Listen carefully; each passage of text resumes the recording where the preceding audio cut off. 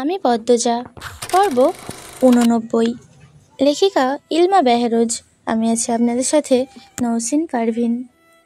আকস্মিক থাপ্পড়ে রিদওয়ানের ঠোঁট দুটি কেঁপে ওঠে প্রচণ্ড আক্রোশে।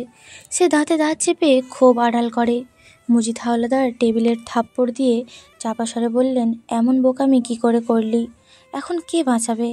রিদওয়ান মাথা নত করে চুপচাপ দাঁড়িয়ে রইল। পূর্ণার খবরটা শোনার পর থেকে বেঁচে থাকা কষ্টকর হয়ে গিয়েছে। পূর্ণার শরীরে অগণিত প্রমাণ রয়েছে যা রিদওয়ানের জন্য বিপজ্জনক। মুক্তালিব যেখানে সেখানে ফেলে চলে আসবে জানলে সেই দায়িত্ব দিত না, কিন্তু যা হওয়ার তো হয়েই গিয়েছে। এখন তাকে একমাত্র মুজিদ বাঁচাতে পারেন। খলিল মিইয়ে যাওয়া গলায় বলল, ভাইজান, ও বুঝে নাই, না বুঝা কইরা ফেলছে। মুজিদ চেয়ারে বসলেন, জগ থেকে ঢকঢক করে পানি খেয়ে বললেন, যা করেছে করেছে, কিন্তু শেষে কি বোকামিটা করলো? লাশ কেউ ঝোপে ফেলে আসে? রিদওয়ান মুখ খুলল, আমি মুত্তালিব কাকারে বলতেছিলাম লাশটা আজমপুরে হাওরে ফেলে আসতে। রিদওয়ানের কথা যেন আগুনে ঘি ঢালল। মুজিদ উঠে দাঁড়ালো। রিদওয়ানের পিঠে এক নাগাড়ে কয়টা থাপ্পড় বসিয়ে খিটখিট করে বললেন, তুই চুপ থাক হারামজাদা। রিদওয়ানের হাত মুষ্টিবদ্ধ হয়ে যায়। মুজিদ খলিলের দিকে তাকিয়ে বললেন, এখন এখানে বসে থাকবি নাকি আমার সাথে যাবি? খলিল চট করে উঠে দাঁড়ালেন। মুজিদ মাথার টুপিটা ঠিক করে রিদওয়ানকে বললেন, তুইও আয় সাথে। রিদওয়ান পথ আটকে বলল, কাকা, একটা কথা ছিল। আবার কি বলবি তুই? গতকাল রাতে ভাঙা ফটকের বাইরে ইয়াকুব আলী আর তার ছেলেকে দেখেছি। মুজিদের চোখ মুখ ফ্যাকাশে হয়ে যায়। ইয়াকুব আলী শিক্ষিত মার্জিত একজন ব্যক্তি, যিনি ইসলামের আদর্শে চলাফেরা করেন, নিজের সর্বত্র বিলিয়ে দেন গরিব দুঃখীদের, কিন্তু মুজিদকে টেক্কা দিতে মাতব্বর পদটা ছিনিয়ে নিতে পারেননি। তবে তিনি ক্ষমতাবান ব্যক্তি।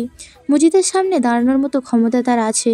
গত 4 বছর ধরে এই মহান ব্যক্তির মুখোমুখি মুজিদকে হতে হচ্ছে। 4 বছর আগে ইয়াকুব আলী সৌদিতে ছিলেন। সৌদি থেকে এসেই সিদ্ধান্ত নিয়েছেন জনসেবা করবেন। এই লোক তার বাড়ির আশেপাশে ঘুরঘুর করছে মানে তো বিপজ্জনক কিছু হওয়ার সম্ভাবনা রয়েছেই। মুজিদ আন্দাজ করে নিল, সেদিনের সমাবেশের ঘটনা থেকে ইয়াকুব আলীর কিছু সন্দেহ হয়েছে। তিনি রিদওয়ানের দিকে তাকিয়ে রাগী স্বরে বললেন, বিপদের জাল চারিদিকে, তার মধ্যে তুই আবার আর এক ঘটনা ঘটালি।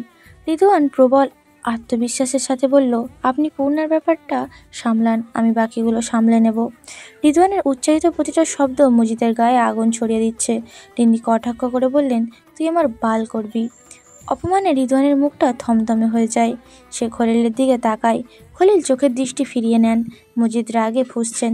তিনি মেঝেতে থুতু ফেলে বেরিয়ে পড়লেন। মুজিদের সাথে খলিলও বেরিয়ে গেলেন। রিদওয়ান অনেকক্ষণ থম মেরে দাঁড়িয়ে থাকে। তার জগের পানি দিয়ে মুখ ধুয়ে বেরিয়ে পড়ল।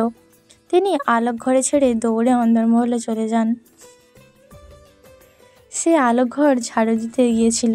তারপরই মুজিদ খলিল ও রিদওয়ানের কথা শুনেছে। বাড়িতে আমিনার আলো ছাড়া আলো আছে। লতিফা পদ্মজার সাথে গিয়েছিল। রিনু রান্নাঘরে এসে 4-5 গ্লাস পানি খেলো। তার বুক কাঁপছে। সে বাখারা পূর্ণাকে রিদওয়ান আর খলিল খুন করেছে, এটা শুনে তার মাথা ভনভন করছে। আজিদের বাড়ির আঙিনা শূন্য, কাউকে দেখা যাচ্ছে না। আমির চারপাশে চোখ বুলিয়ে সোজা ঘরের ভিতর ঢুকে পড়ল। আসমানি হঠাৎ আমিরকে দেখে ভ্যাবাচাকা খেয়ে যায়। সে নিজেকে ধাতস্থ করার পূর্বে আমির তার গলা চেপে ধরল। আসমানি আকস্মিক ঘটনায় হতভম্ব। সে দ্রুত আমিরের হাত চেপে ধরে। আমির দাঁতে দাঁত চেপে বলল, একটা মিথ্যা বললে সোজা নরকে পাঠিয়ে দেবো মাগিছি। আসমানির নিঃশ্বাস নিতে কষ্ট হচ্ছে, কথা বলতে পারছে না। এক্ষুনি বুঝি দম বেরিয়ে যাবে। তার মুখ দিয়ে ঘ্যারঘ্যার জাতীয় শব্দ বেরিয়ে আসে। আমির আসমানির হাঁটুতে লাথি দিয়ে আসমানিকে মাটিতে ফেলে দেয়। তারপর চুলের মুঠি ধরে শক্ত করে। আসমানির কাশতে থাকে। হৃৎপিণ্ড আরেকটু হলে ফেটে যেত। শ্বাসনালী ছিঁড়ে রক্ত বেরিয়ে আসতো। তার মনে হচ্ছে সে নতুন জীবন পেয়েছে। আসমানি জোরে জোরে নিঃশ্বাস নেয়। রাগে আমিরের কপালে রগ ভেসে উঠেছে। পারলে সে আসমানিকে পিষে ফেলে। আমির গলার আওয়াজ নিচু করে বলল, পূর্ণার সাথে কি হয়েছিল? আসমানির চোখ দুটি বড় বড় হয়ে যায়। সে আমিরকে যতটুকু চেনে গতকাল আন্দাজ করতে পেরেছিল আমির দ্রুত সব ধরে ফেলবে, কিন্তু এত দ্রুত ধরে ফেলবে ভাবেনি। আসমানি কথা বলার জন্য উদ্যত হলো। তখন আমির হুমকি দিল, একটা অক্ষর মিথ্যে বললে এখানেই পুঁতে যাব, সত্য বলার সুযোগ দেব না। আমিরের কথা শুনে ভয় পেয়ে যায় আসমানি। 2 বছর আগের কথা, তাদের দলের একজন বিশ্বাসঘাতকতা করেছিল। আমির সেই বিশ্বাসঘাতককে যেখানে ধরেছিল সেখানে মাটি খুঁড়ে পুঁতে এসেছিল। আসমানি কাঁদো কাঁদো হয়ে বলল, চুল ছাড়ো কইতাছি। আমির আরও শক্ত করে ধরে। আসমানি আর্তনাদ করে উঠল। সে যত সময় নেবে তত বেশি অত্যাচারিত হবে। তাই দ্রুত সব বলে দিল। আমির আসমানিকে ছেড়ে দেয়। ঘরের দরজার সামনে এসে দাঁড়ালো মাহেলা বানু। তিনি আজিদের মা এবং আসমানির শাশুড়ি। আমির চলে যেতে উঠে দাঁড়ায়। আসমানি তড়িৎ গতিতে বলে উঠল, কিছু খাইয়া যাও। আমির শুনেও না শোনার ভান করে মালেহা বানুর পাশ কাটিয়ে চলে গেল। মালেহা বানু অবাক চোখে আসমানিকে দেখছেন। মাতব্বরের ছেলে তার ছেলের বউকে মারল কেন? তিনি প্রশ্ন করতে গিয়েও করলেন না। তীব্র কৌতূহল চাপা দিয়ে দরজা ছেড়ে নিজের ঘরে চলে গেলেন। শফিক আমিরের হাতে খুন হওয়ার পর মাহেলা বানু অসুস্থ হয়ে পড়েন। তিনি জানেন শফিক নিখোঁজ। আসমানি এবং আজিদ শফিকের পরিণতি জানে। তারা কেউ শফিককে হারিয়ে একটুও ব্যথিত নন। পাপের রাজত্বে প্রয়োজনে সহযোগী পাওয়া যায়, আপনজন নয়। মাহেলা বানু এ সম্পর্কে তো কিছুই জানেন না। তিনি সবসময় নীরব। পাড়া ঘুরে বেড়াতে পছন্দ করেন। 2 ছেলে অর্থ উপার্জন করছে, এই তো অনেক। তিনি রানীর মতো আছেন। আর কি লাগে? তার রাগটা আসমানির উপর। আসমানির সাথে শফিকের দৃষ্টিকটু ঘেঁষাঘষি তিনি অনেকবার দেখেছেন। এ নিয়ে কথা শোনাতে গেলে শফিক ও আজিদ দুজনই ক্ষুব্ধ হতো। তাই তিনি অনেক দিন হলো আসমানির সাথে কথা বলাই বন্ধ করে দিয়েছেন। বাড়ি থেকে বের হওয়ার সময় আজিদের সাথে দেখা হয়। আজিদ আমিরকে দেখে বলল, শুনলাম পূর্ণা নাকি খুন হয়েছে। আমির উত্তর দিলেন না। আজিদকে এড়িয়ে যায়। আজিদ ঘাড় ঘুরিয়ে আমিরের উপর কটমট করে তাকায়। সে তার বড় ভাই শফিকের কথা শুনে এদের থেকে যুক্ত হয়েছিল। সেখানে দেখা হয় আসমানির সাথে। আসমানি সুন্দরী। রূপের ঝলকে পুরুষ মানুষকে কাত করার ক্ষমতা তার আছে। আজিদ মাঝে মধ্যে পাতালে যেত, তাও আসমানির সাথে সময় কাটানোর জন্য। আসমানি একাধারে পাতালের প্রতিপুরুষের সাথে রাত কাটাতো। আজিদ প্রথম অবাক হয়েছিল, একটা মেয়ে কী করে এতটা খারাপ হতে পারে। তারপর অবশ্য জেনেছে আসমানি তার জন্মদাত্রীর মতো হয়েছে। আমিরের দাদি নূরজাহানের সঙ্গী হিসেবে তার একজন বান্ধবী ছিল। সেই বান্ধবীর মেয়ে আসমানি। মায়ের পেশাব মেয়ে পেয়েছে। আসমানি 16 বছর বয়স থেকেই তার গ্রামে কুকুরটি করে বেরিয়েছে। গ্রামের সালিশে যখন তাকে গ্রাম থেকে বের করে দিত, তখন মজিদ হাওলাদার আর আমির হাওলাদার আসমানিকে আজিদের গলায় ঝুলিয়ে দিল। আজিদ এমন একটা মেয়েকে বউ হিসেবে গ্রহণ করতে সংকোচ করেছিল, কিন্তু তার বড় ভাই বিয়েটা সমর্থন করে। এখানে আজিদের আর কিছু বলার ছিল না। সে আসমানিকে বিয়ে করে। তবে ইদানিং একটা বাচ্চার জন্য আজিদের মন কাঁদে। আসমানির কখনো বাচ্চা হলে সে মানতে পারবে না। এই বাচ্চা তার। এ নিয়ে সে যন্ত্রণায় আছে। মনে মনে হাওলাদার বাড়ি তার মৃত শফিকের উপর ক্ষিপ্ত সে। গত কয়েকদিন ভেবে সে সিদ্ধান্ত নিয়েছে মজিদের অনুমতি নিয়ে সে আরেকটা বিয়ে করবে। আজিদ সোজা কলপাড়ে চলে আসে। আজ বিকালে তাকে রওনা হতে হবে। মালেহা বানুর অসুস্থতা বেড়েছে। শহরের ভালো ডাক্তারের কাছে নিয়ে যেতে হবে। তখন সময় বোধহয় রাত 9টা। আমির অন্দরমহলে না গিয়ে সোজা আলোক ঘরে প্রবেশ করলো। গাঢ় অন্ধকারে আলোক ঘর ডুবে আছে। চারিদিক এতটাই নির্জন যে মনে হচ্ছে মৃত্যু নেমে এসেছে চারিদিকে। খলিল মজিদ বাড়িতে নেই। তারা লোক দেখানো ভালো মানুষেতে ব্যস্ত। দুজনে মোড়ল বাড়ির অভিভাবক হয়ে উঠেছে। কিন্তু আমির জানে তারা প্রমাণ লুটপাটের ব্যস্ত। প্রমাণ নষ্ট করা তাদের বাঁ হাতের কাজ। আমির বিছানার হাতড়ে বালিশের নিচ থেকে দেশলাই বের করে হারিকেন জ্বালালো। মগা বিকালে বেরিয়ে গেছে, তাই আলোকঘর শুনশান নীরবতা। নয়তো অন্যবারের মগার নাক ডাকার শব্দে আলোকঘর ঢেকা যায় না। আমির খয়েরি শার্টের পকেট থেকে একটা লাল ছোট খাম বের করলো। তারপর হারিকেনের সামনে বসলো। পাশের ঘরে ধপ করে শব্দ হয়। আমির সে ঘরে উঁকি দিয়ে দেখলো বিড়াল ছোটাছুটি করছে। নিশ্চয়ই ইঁদুর দেখেছে। সে হারিকেনে নিভিয়ে বাইরে বেরিয়ে আসে। লাল খামটি পায়জামার পকেটে রাখে। অন্দরমহলের চারপাশে ঘিরে জোনাকি পোকারা অনর্থক গল্প করে যাচ্ছে। আমির জোনাকি পোকাদের ভিড়ে দাঁড়িয়ে রইল অনেকক্ষণ। আজকের দিনটা অন্যরকম হওয়ার কথা ছিল। কিছুটা সুন্দর, কিছুটা দুঃখের, অথচ সবটাই শব্দহীন। আমির কিছু একটা ভেবে অন্দরমহলে প্রবেশ করে। লতিফা আমিরকে দেখে দৌড়ে এসে পথ আটকে বলল, ভাইজান, পদ্মর কি হইল বুঝতাছি না, কথাবার্তা কয় না। লতিফা চিন্তিত। আমির প্রসঙ্গ পাল্টে বলল, আমি থাকবো এখানে, তুই রান্নায় বসা। কথা শেষ করে উপরে উঠে গেল আমির। লতিফা রান্নাঘরে চলে যায়। আমির আজ পদ্মজের সাথে থাকবে শুনে সে কেন জানি খুব খুশি হলো। পুরোনো দিনগুলোর কথা মনে পড়ে গেল। আমির সারাক্ষণ ঘরের ভেতরে আঠার মতো লেগে থাকতো। না নিজে বের হতো আর না পদ্মজাকে বের হতে দিত। এ নিয়ে ফরিনা, রানী, নূরজাহানও আমিনার কত কথা ছিল। লতিফার ঠোঁটে হাসি ফুটে উঠল। অতীত এত সুন্দর কেন হয়? 2য় তলার উঠতেই আমিরের শরীর কাঁটা দিয়ে ওঠে। বারান্দা জুড়ে উত্তরে হাওয়া বইছে। আকাশের তারাও অর্ধচন্দ্রের আলো ছাড়া আর কোনো আলো নেই। এমন একটা পরিবেশে মিনমিনিয়ে কেউ কাঁদছে। বড্ড আছে না এই কান্না। যেন কোনো অশরীরই এত কান্না, শত জন্মের দুঃখ একসাথে মনে করে কাঁদছে।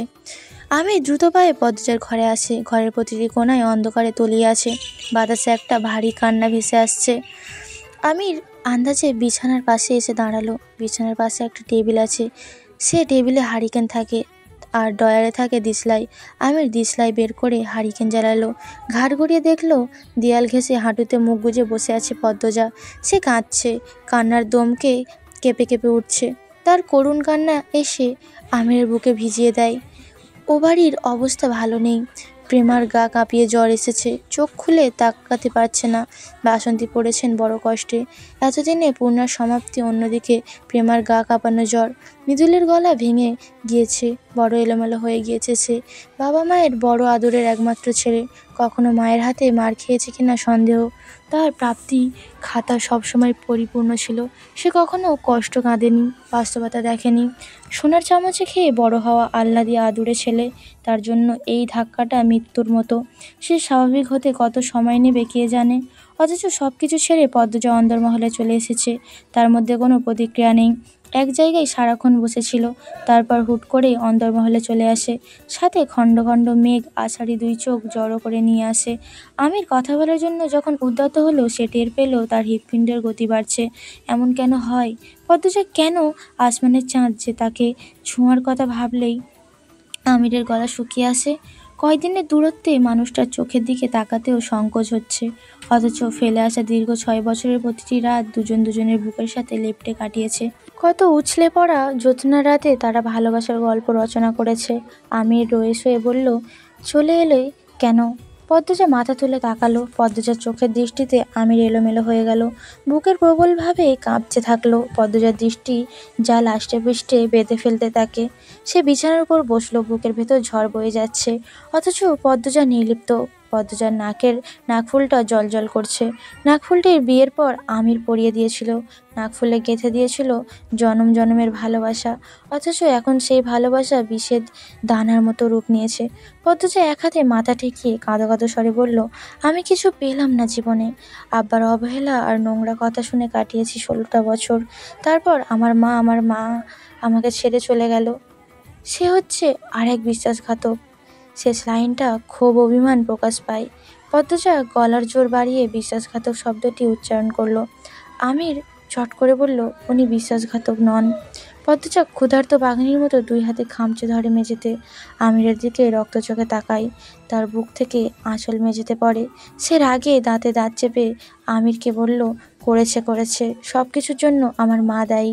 সব ভুল আমার মায়ের। সে আমাকে জন্ম দিয়েছে, আমাকে আগুনে ঠেলে দিয়ে নিজে চলে গিয়েছে। ছোট থেকে আমাকে বলে এসেছে সারা জীবন আমার সাথে থাকবে, আমাকে আগলে রাখবে, যাই হয়ে যাক সব আমাকে বলবে। কিন্তু আম্মা একটা কথাও রাখেনি কোনো কথা। প্রতারক, বিশ্বাসঘাতক, সব দোষ আমার মায়ের, সব দোষ। পদ্মজা অস্থির হয়ে পড়েছে, তার নিঃশ্বাস এলোমেলো, সে বিপর্যস্ত। কাঁদতে কাঁদতে হুট করে আমিরের দিকে তাকিয়ে সে হাসলো, বলল, সবাই কি ভেবেছে আমাকে কষ্ট দিয়ে কাঁদাবে? আমি কাঁদবো না, কিছুতেই কাঁদবো না বলেও আবার কাঁদতে শুরু করলো। কষ্টের মাত্রা পেরিয়ে গেলে মানুষ মানসিকভাবে বিপর্যস্ত হয়ে পড়ে। সে তার জীবনের ছোট ঘটনাগুলোকে বড় করে ভাবতে থাকে, সারাক্ষণ বিলাপ করে আর কাঁদে। পদ্মজার অবস্থা এখন ওরকম। সে তার চেনা সত্তা থেকে বেরিয়ে পড়েছে। পদ্মজার কান্না শুনে আমিরের মাথা ফেটে যাচ্ছে। সে চিৎকার করে বলতে চাইছে, পদ্মাবতী, কান্না থামাও তুমি। আমি সহ্য করতে পারছি না। এত কেন কষ্ট তোমার? তুমি পদ্মাবতী নাকি কষ্টবতী? মনের কথা মনে রয়ে গেল। আমির পারল না কিছু বলতে। সে বিছানার মাঝে গিয়ে বসলো, 2 হাতে নিজের মাথা চুল টেনে ধরে। ঘন ঘন নিঃশ্বাস নেয়। আত্মগ্লানি তাকে গ্রাস করে ফেলেছে। সে যেন অদৃশ্য কোনো সেগলে বন্দি। পদ্মজার আর্তনাদ বিলাপ গুমড়ে গুমড়ে কেঁদে ঘরের চারিদিকে ঘুরে বেড়াচ্ছে। আমি টের পাচ্ছে বলেই মনে হচ্ছে তার মস্তিষ্কে কেউ যেন রড দিয়ে পিটাচ্ছে। সে জানালার বাইরে তাকায়। রাতের লক্ষ্য তাড়াতেও যেন বেদনার গুঞ্জন। হৃদয়ের শহর খা খা করছে। ইচ্ছে হচ্ছে অন্যবারের মতো পালিয়ে যেতে, কিন্তু আজ সে পালাবে না। সে পালাতে চায় না। তার ভেতরটা তীর তীর করে কাঁপছে। মোলায়েম বাতাসের ঝংকারে রগে রগে শিরশির অনুভূতি হচ্ছে। আমির পদ্মজার দিকে তাকায়, নিজের মাথার চুল আরও জোরে টেনে ধরে। পদ্মজা পা ছড়িয়ে বসলো, দেয়ালে মাথা রেখে ঠেকিয়ে চোখ বুঝলো। আমির পদ্মজার উপর চোখ রেখে নিজের হাত কামড়ে ধরে। সে নিজেকে নিজে প্রশ্ন করে সে কি নিজের সিদ্ধান্ত অটল? হ্যাঁ না, হ্যাঁ না, একটা সিদ্ধান্তের ব্যবধান মাত্র, তাহলে মনের যুদ্ধের সমাপ্তি। খুব দ্রুত উত্তর আসে হ্যাঁ। মুহূর্তের অদৃশ্য ভারী দেয়াল থেকে ভেঙে চুরমার হয়ে যায়। পৃথিবীর সব ফুল জেগে ওঠে। শান্ত সমুদ্রের ঢেউ যেন বিকট শব্দ তুলে আছড়ে পড়ে তীরে।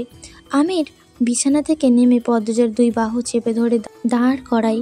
পদ্মজা দরজার বাইরে তাকিয়ে আছে। তার বারবার হ্যালোসিনেশন হচ্ছে। একবারে পূর্ণাকে দেখতে তো অন্যবার পারিজাকে। দুজনই রক্তাক্ত অবস্থায় তার সামনে আসে। পদ্মজা খামচে ধরে আমিরের চোখ মুখ, নখের আঁচড়ে গাল ছিঁড়ে নেয়। আমির তার দুই হাতে পদ্মজাকে বুকের সাথে চেপে ধরল। পদ্মজা আবার কান্না শুরু করে। আমির পদ্মজাকে বিছানায় বসিয়ে দিয়ে বলল, একটু শান্ত হও, একটু।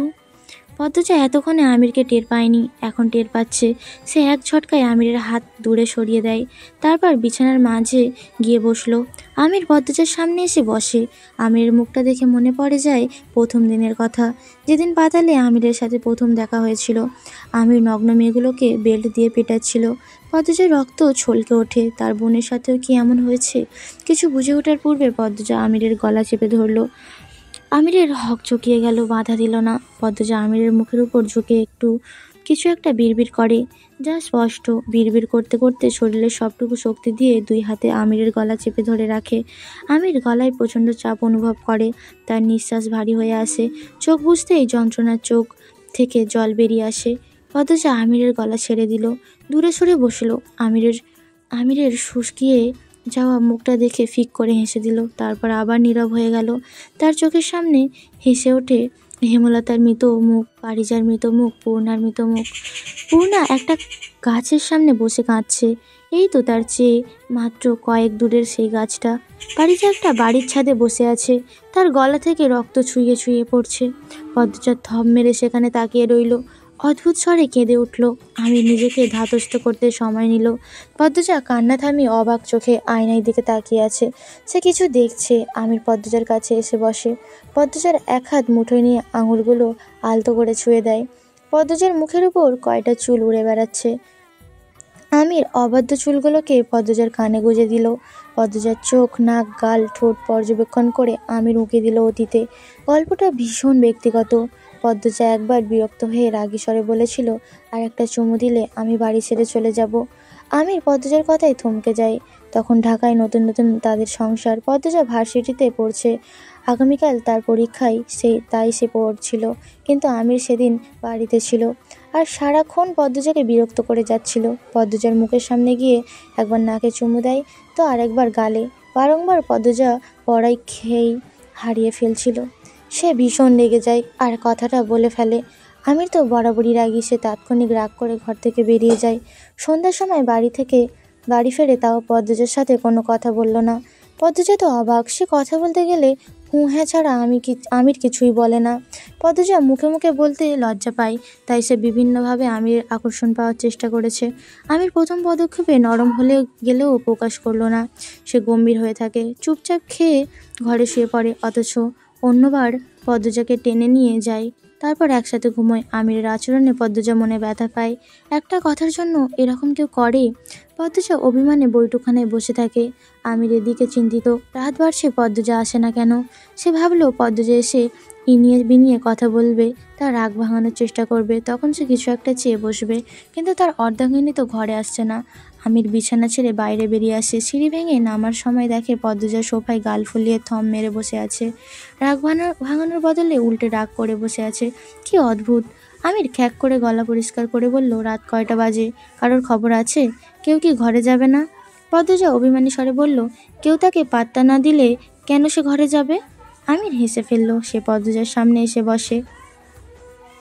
পদ্মজার চোখে জল চিকচিক করছে। আমির পদ্মজার হাতে চুমু দিয়ে বলল, কি বাচ্চা কাচ্চা বিয়ে করলাম রে বাবা, এতটুকুতে কেঁদে দেয়? তো ছেড়ে দিন না। আমিরের চোখ দুটি বড় বড় হয়ে যায়।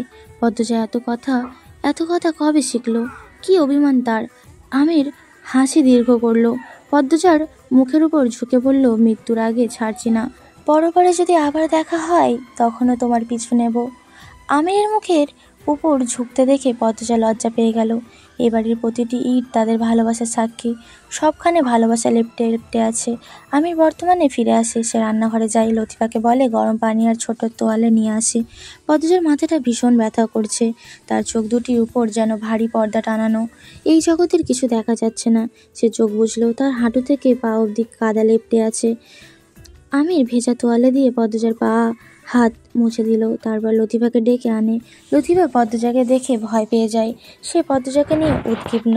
আমির লতিফাকে বলল, কয়দিনে ঠিক হয়ে যাবে। শোন, তোর সাথে কিছু কথা আছে। লতিফা উৎসুক হয়ে তাকায়। আমির বলল, পদ্মজার যত্ন নিবি।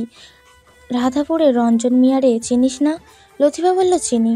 উনি নিজের হাতে বাদামের তেল বানান, খাঁটি বাদামের তেল। পদ্মজা চুলে বাদামের তেল দেন। ওনার কাছে থেকে সবসময় বাদামের তেল আনবি। আর ওর পিঠের হাড়ে মাঝে মাঝে ব্যথা হয়। ছোটবেলায় কোথাও আঘাত পেয়েছে।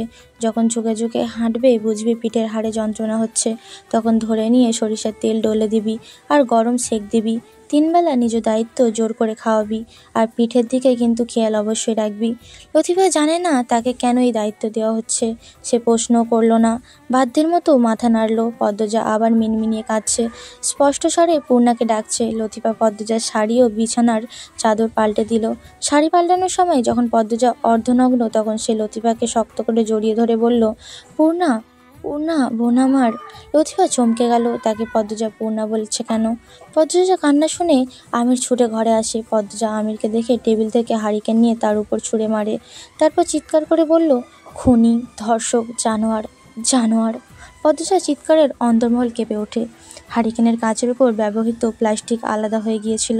তাই পদ্মজা চিকন তার দিয়ে সেটি জোড়া দেয়। তাকে একাংশ খাড়া হয়েছিল। সেই খাড়া অংশ আমিরের চোখের পাশে ঢুকে পড়ে। আর একটু হলে চোখ গলে যেত। সঙ্গে সঙ্গে আমির মেঝেতে বসে পড়ল। 2-3 ফোঁটা রক্ত বেরিয়ে আসে। লতিফা হন্তদন্ত হয়ে ছুটে আসে। পদ্মজার আগে কিরমির করতে করতে চাদর ছুঁড়ে ফেলে মাটিতে। আমির লতিফাকে বলল, পদ্মজাকে দেখ তুই। তারপর সে অন্য চোখের পথ থেকে সোজা কলপাড়ে চলে যায়। চোখের পাশে আঘাত পেলেও চোখের ভেতর ভীষণ ব্যথা অনুভব হচ্ছে। খলিল রিদওয়ানের সবেমাত্র বাড়ি ফিরেছে। এসেই পদ্মজার চিৎকার শোনে। পদ্মজার চিৎকার কোনো স্বাভাবিক মানুষের মতো না। তাছাড়া তারা দুজনই পদ্মজাকেও বাড়িতে কাঁদতে দেখেনি। অস্বাভাবিকভাবে আচরণ করতে দেখেছে। খলিল রিদওয়ানকে বলল, এই ছেড়ি, পাগল হইয়া গিয়েছ নাকি? রিদওয়ান হেসে বলল, আরে আগে হওয়ার কথা ছিল আব্বা, আরও আগে হওয়ার কথা ছিল আব্বা। আমিরকে কলপাড়ে দৌড়ে যেতে দেখে রিনুও পিছনে যায়। সে কল চাপে। আমির উন্মাদের মতো চোখে পানি দিতে থাকে। তার চোখ জ্বলে যাচ্ছে। যাক, সে তো এটাই চায়। হৃৎপিণ্ড, ফুসফুস, যকৃৎ সব ছাড়খাড় হয়ে যাক। পদ্মজা লতিফার হাত খামচে ধরে। তার চোখ মুখ অদ্ভুত দেখাচ্ছে। সে চাপা স্বরে প্রশ্ন করল, আমার বোনকে কে খুন করেছে? তার আদেশে হয়েছে? কার আদেশে হয়েছে? পদ্মজার চাহনি দেখে মনে হচ্ছে লতিফা যদি প্রশ্নের উত্তর না দিতে পারে তাহলে পদ্মজা তাকে খুন করে ফেলবে। লতিফা পদ্মজার সাথে বাড়ি ফেরার পর রিনু লতিফার কাছে ছুটে আসে। সে যা যা শুনেছে সব লতিফাকে বলে। লতিফা এখন সব জানা সত্ত্বেও বলতে চাইছে না। সে বলল, শাড়িটা আগে পিন দো, ঠান্ডা লাগবো। পদ্মজা লতিফার দিকে তীক্ষ্ণ চোখে তাকিয়ে আছে। সে লতিফার হাত খামচে ধরে রাখা অবস্থায় বলল, কি জানো তুমি, বলো আমাকে। যতক্ষণ লতিফার মুখে সে কিছু না শুনবে ততক্ষণ লতিফার হাত পদ্মজা ছাড়বে না। তার নখ লতিফার হাতের চামড়ায় ভেদ করেছে। লতিফার সংক্ষেপে দ্রুত সব বলল। সব শুনে পদ্মজা লতিফার হাত ছেড়ে নিজের হাত নিয়ে খামচে ধরে। মুখ দিয়ে ইস জাতীয় শব্দ করে রাগে কাঁপতে থাকে। লতিফা ভয় পেয়ে যায়। সে পদ্মজার মাথায় হাত রেখে পদ্মজার সেই হাত একটা ঝগড়ালোকে ছড়িয়ে দেয়। লতিফা দূরে সরে আসে। পদ্মজার শূন্যে তাকে নিজেকে স্থির করলো। তারপর চুপচাপ শাড়ি পরে শুয়ে পড়ে। লতিফা ধীরে পায়ে পদ্মজার পায়ের কাছে এসে বসলো। ঘণ্টাখানেকের পার হওয়ার পর আমির ঘরে আসে। আমিরকে দেখে লতিফা বেরিয়ে যায়। আমির এক চোখে ঝাপসা দেখছে। সে ধীর পায়ে পদ্মজার পায়ের কাছে এসে বসলো। চোখ মুখ ঘুরিয়ে ঘরের চারপাশ দেখে আবিষ্কার করলো পুরো ঘর জুড়ে গাঢ় বিষাদের ছায়া। এ ঘরে আনন্দরা আসে না অনেক দিন। আমির দীর্ঘশ্বাস ফেলে পদ্মজার পায়ের আঙুল ফুটিয়ে দিল। কাঁদতে ইচ্ছে করছে তার, ভীষণ কাঁদছে ইচ্ছে করছে। মৃদুলের মতো হাউমাউ করে যদি কান্না করা যেত। আমির ঠোঁট কামড়ে ধরে। 2 গাল বেয়ে আষাঢ়ে বৃষ্টি নামে। সেই বৃষ্টিতে পদ্মজার 2 পা স্নান করে। তাদের জীবনের সব সুর ছন্দ এক থাবায় কে ছিনিয়ে নিল। কেন হলো না দীর্ঘ সংসার? তবে কেন হয়েছিল পাপ পবিত্রের মিলন? শূন্যে অভিযোগ তুলেও উত্তর মেলে না। আমির তার চোখের মুখ মুছে ফেলল, তারপর পদ্মজার পাশে গিয়ে শুয়ে পড়ে। একবার ভাবলো পদ্মজাকে শক্ত করে জড়িয়ে ধরবে, তারপর আবার ভাবলো যদি পদ্মজার ঘুম ভেঙে যায় পাশেও শুয়ে থাকতে পারবে না, তাই চুপচাপ দূরত্ব রেখে শুয়ে থাকে। শেষ রাতে পদ্মজা ঘুমের মধ্যে কেঁদে ওঠে। সে স্বপ্নে শুধু রক্ত দেখছে, রক্তের সাগর, রক্তের নদী, রক্তের পুকুর। পদ্মজা ভয়ে চট করে চোখ খোলে। সে ঘুমাচ্ছে না, বরং বারবার পূর্ণার সাথে সাক্ষাৎ করছে। পাশ ফিরে দেখে আমির শুয়ে আছে, তার চোখ দুটি বোঝা। গত দিনগুলোতে সে ঘুমায়নি। পদ্মজার সংস্পর্শে আসতেই তাকে ঘুম জেগে ধরেছে। পদ্মজা আমিরকে দেখে থমকায়। আমিরের এক চোখ ফুলে গিয়েছে। পদ্মজা আলতো করে আহত স্থান ছুঁয়ে দেয়। কি যেন মনে পড়তেই অন্যদিকে ফিরে শুয়ে পড়ে। আমির চোখ খুলল। সে পদ্মজার পিঠের ওপর নির্বিকারভাবে চেয়ে রইল। ফজরের আজানের সুর ভেসে আসে কানে। বিষাদ রাঙা ভোরের আলো ঝাঁপিয়ে পড়ে ঘরের ভেতর। আমির উঠে বসে। পদ্মজা আবার ঘুমিয়েছে। ঘুমের মাঝে বিড়বিড় করছে। আমির কান পেতে শোনে পদ্মজা পূর্ণাকে কিছু বলছে। সে তার পায়জামার পকেট থেকে লাল খামটি বের করে বালিশের কভারের ভিতর রেখে দিল। তারপর বিছানা থেকে নেমে পদ্মজার মুখের সামনে চেয়ার নিয়ে বসলো। ভোরের মায়াবী আলোয় পদ্মজা বিষণ্ণ মুখটা আরো বিষণ্ণ দেখাচ্ছে। আমির সাবধানে পদ্মজার কপালে চুমু দিল, হাতে চুমু দিল। তারপর মিষ্টি করে হেসে বলল, তুমি চাও বা না চাও, পরবারে দেখা হলে আবারও তোমার পিছু নেব। এই পর্যন্ত ছিল আমি পদ্মজা পর্ব 89। পরবর্তী পর্বগুলো শোনার জন্য চ্যানেলে চোখ রাখুন। সবাই ভালো থাকবেন, সুস্থ থাকবেন।